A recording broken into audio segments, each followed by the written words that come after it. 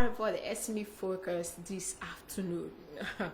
Today, I think sometime last week, I did a topic on different funding opportunities for SMEs, and I shared some very, very useful organizations that are out there giving funds, giving out, giving startups capital to start their businesses. Some are reality TV programs that allow you to pitch your business and all that. So you can look up that video on our Facebook page to see whichever one you'd like to go in for. It's www.facebook.com/ProStreetRadioNG. Today we're looking at how to attract funds from bank investors and donors, and this particular topic I found on Nairametrics, and it was an op done by Chinedu Nwatema.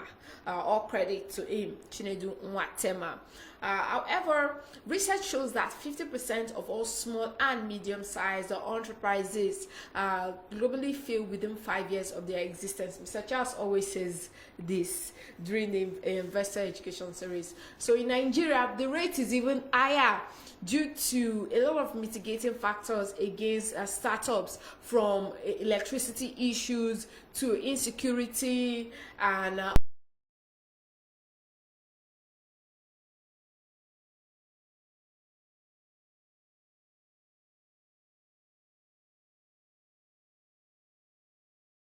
access to finance.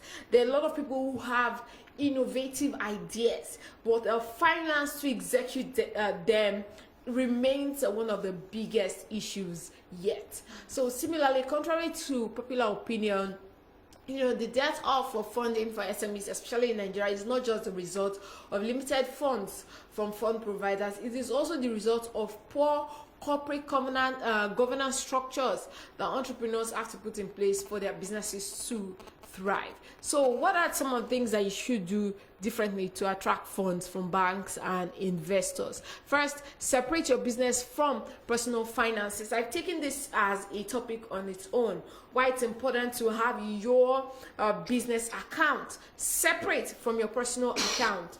And a major factor that has limited the growth and development and scalability of many small and medium enterprises in Nigeria is the failure of business owners to separate their business and their personal finance. And when you come to the online space as well, things are moving at a fast pace. Personally, if I were to buy something online and the vendor sends me their personal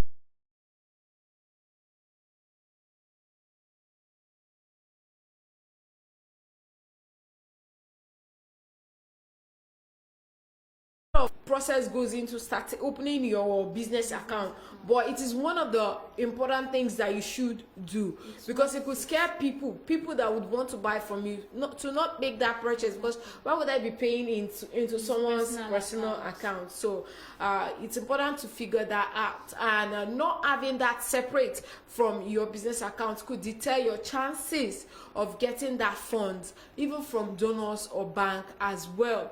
Yes, because many Nigerian entrepreneurs run both personal and business related transactions through the same bank account, which is typically an individual savings account. This limits in no part the liability of such businesses to attract funding, because of their financial records and key performance indicators like revenue, expenditure, and income are difficult to isolate, analyze by fund providers. They would see your books. Yes. Now separate your personal spending from your business, be able to differentiate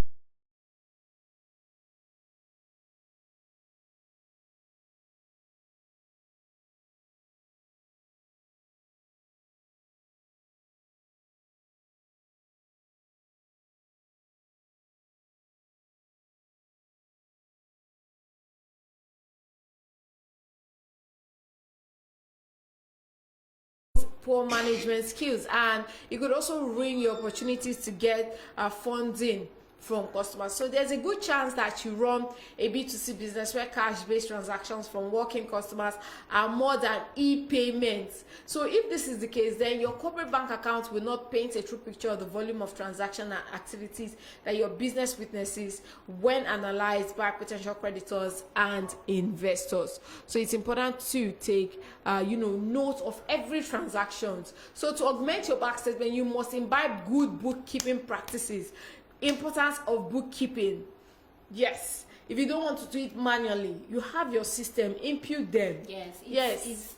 That's a way of lessening the stress. Yes, lessening the stress. So practice by maintaining a sales book, or better say a bookkeeping app, where you record all your cash-based and electronic transactions. There are so many on this app, so many of this type of apps on the Play Store that you could download that would make things quite easy for you.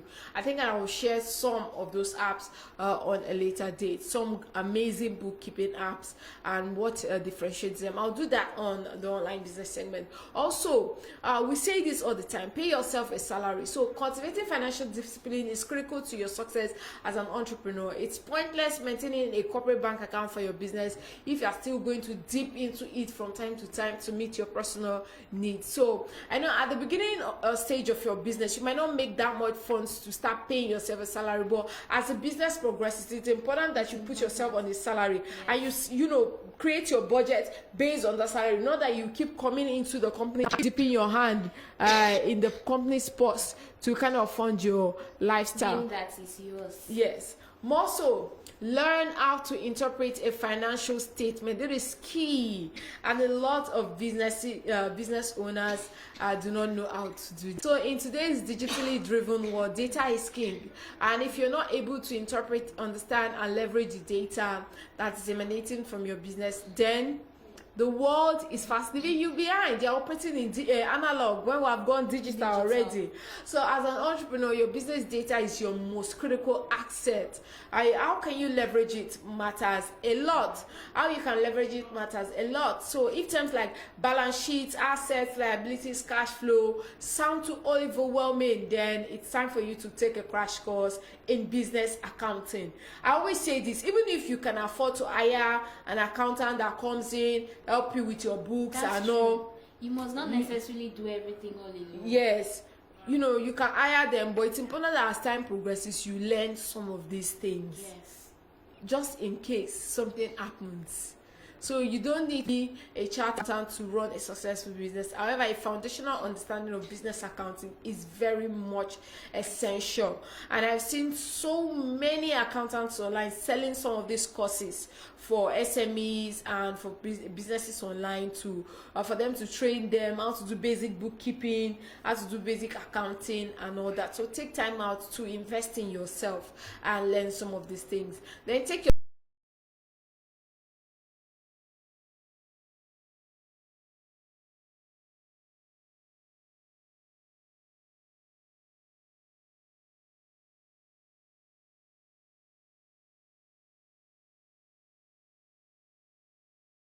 they can come and invest in that business. And according to research, about 60% of the global population currently has access to the internet. And in Nigeria alone, there are about 130 million internet users out of an estimated population of 200 million, and this number is growing exponentially every day, I tell you. So today many people get their information online as opposed to traditional channels or through traditional media such as newspaper, radio, television. However, if your business is yet to move online, this is the time for you to do so. Leverage it. So building a solid online presence for your business will expand its reach and expose it to a larger market, make it more accessible to existing customers, and build credibility as well. Because it is almost impossible for funders to put money in your business if it doesn't have a reputable online presence. You're asking me to invest in your business. If I want to research your business, the first thing I will do is to type your name online. And when I type, I don't see any website, no social media handle, nothing. So how then do I find out? and I live in a separate country. How do you expect me to come over and go through your store, go through your books, and do you understand? That's true. So online presence is almost inevitable in this day Your business and is just age. limited to the location you find yourself. So it's important to use some of these tools to grow our business and to get funding from the banks, donors, and other investors. That wraps up the SME Focus this afternoon. More to come for you on the Afternoon Business Show. Next, we'll look at some fun facts today. It's still your number one business radio.